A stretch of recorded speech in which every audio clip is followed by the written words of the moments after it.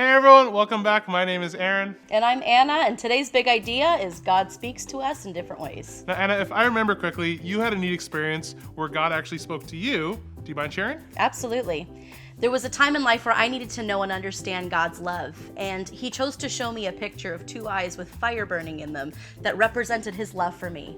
Now, what's neat about that is He knew I was a creative being, and that telling me words wasn't really going to cut it, that I needed to touch and feel and experience, and He did that with that picture. That's cool that God spoke to you in a personalized way, so I guess you really got it. Absolutely. Let's check out this week's God story, guys.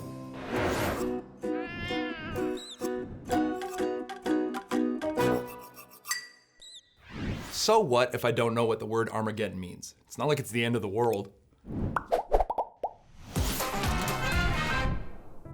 Hey everybody, Jamie Robertson here, and today's big idea is that God speaks to us in different ways. And I think back in my own life, I was about 13 or 14 and my parents sent me off to this Christian camp. And I remember the guy who was speaking there that was the coolest youth pastor I'd ever seen. And he was so cool because he listened to AC/DC and rock and roll. Now, when I grew up way back in the bygone era of the 80s, a lot of Christians were really concerned about the power of the devil.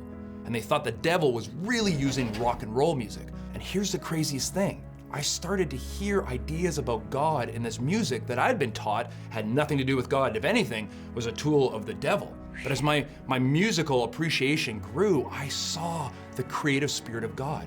God spoke to me in this music that my church told me was evil. Now, I know you guys have got lots of great music out there, and I want to encourage you. God speaks to us in different ways. Through art, through music, through our friends, through the most surprising encounters. And that's what brings us to this part of Moses' story today. Moses is in Midian. He's married to Zipporah. His father-in-law Jethro has made him a shepherd. They have a child. And as a shepherd, he's out with his flock one day when he comes across something incredibly visually interesting that he has to go explore. There's a bush that's on fire.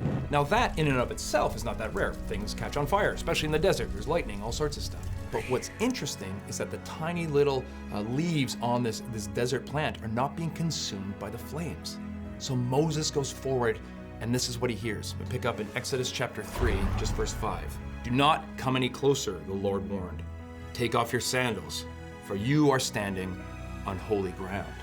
Moses is going to be introduced to the God of his fathers, Abraham, Isaac, and Jacob. He's going to be tasked with the unbelievable, the terrifying job of releasing the Hebrews from their slavery in Egypt. He is going to go back to Egypt, the very place he has fled, and save the people from his former family.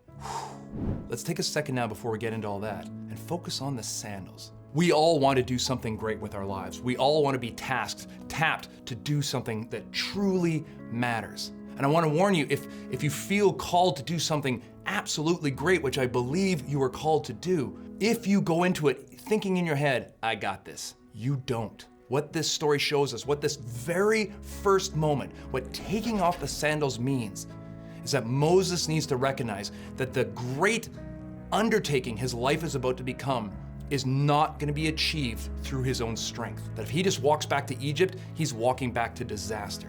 You wear shoes in the desert to walk, to be physical, to go places.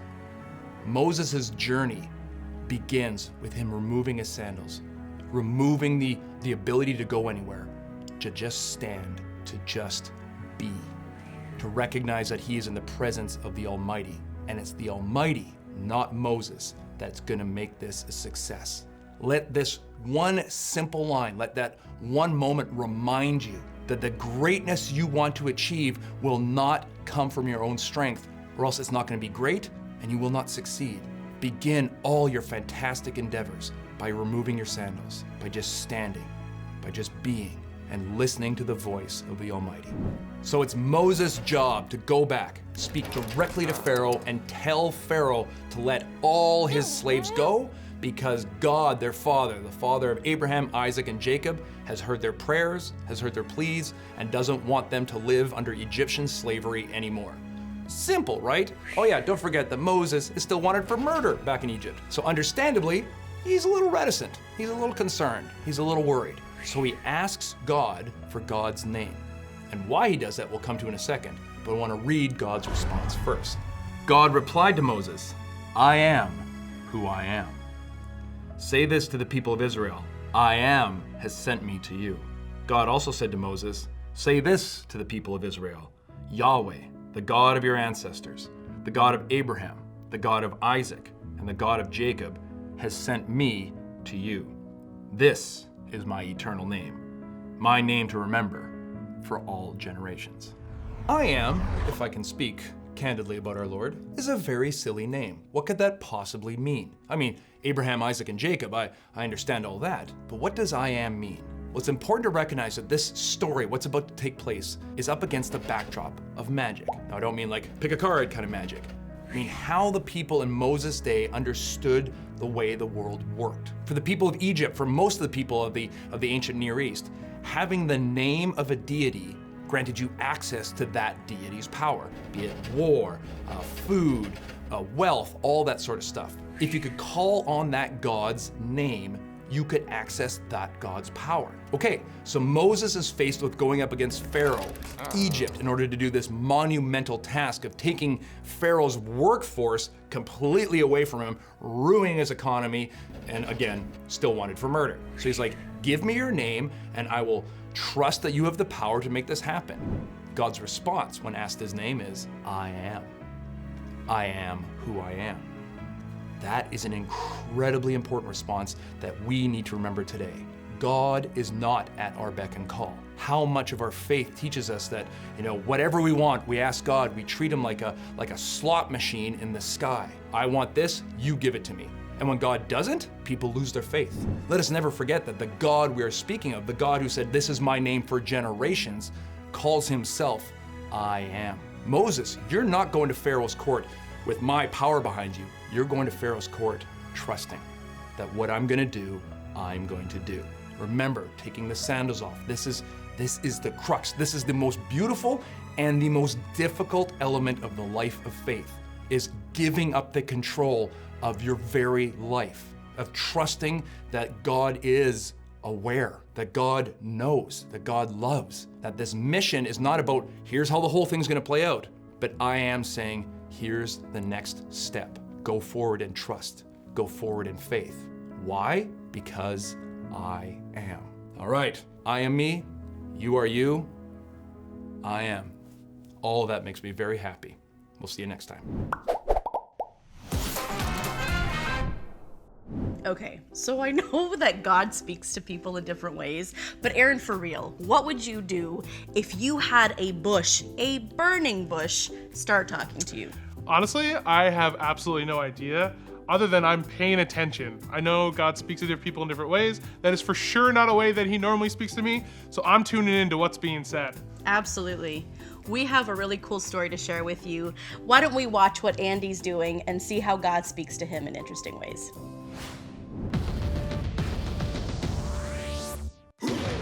Science just gives me an opportunity to discover new and exciting things that I've never got to know before. Most of the time, experiments fail or you just have issues with them. But when they go well, it's just like one of the greatest feelings you can have.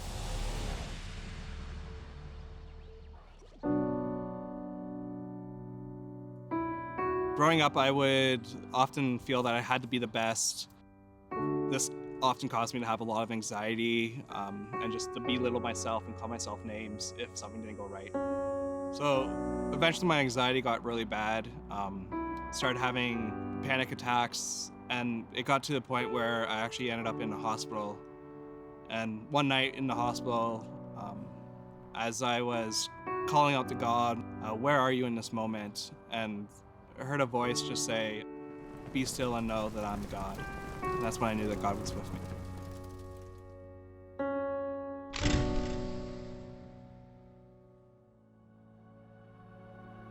Through the years, I've found that God speaks to me in many different ways, such as people, music, nature, and science. I really enjoy science, and it's given me great opportunities to share it with other people. And one of the ways I do that is I tutor high school students in a low-income neighborhood. And I get the opportunity to share my scientific knowledge and to get them excited about science. A couple years ago, I found out that smoking meat is a great opportunity to spend time with neighbors and just share food with them. I started smoking different types of meats, such as briskets, pulled porks, and that type of thing.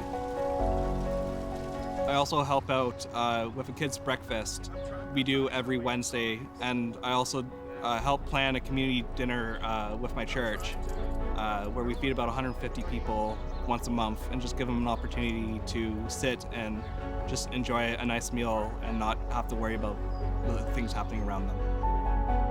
Many times when I'm spending time with people and friends and family and neighbors, I often get the same message from them. And one of those messages that I got was Jeremiah 29, which is, for I know the plans that I have for you. And that just was a reminder that God does have a plan for my life.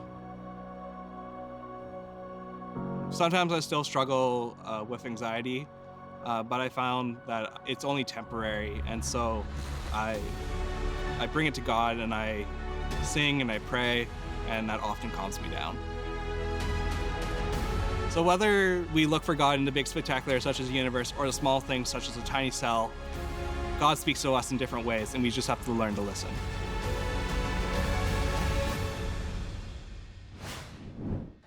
How cool was that? I love seeing the science experiments, and that meat, oh, it had me so hungry.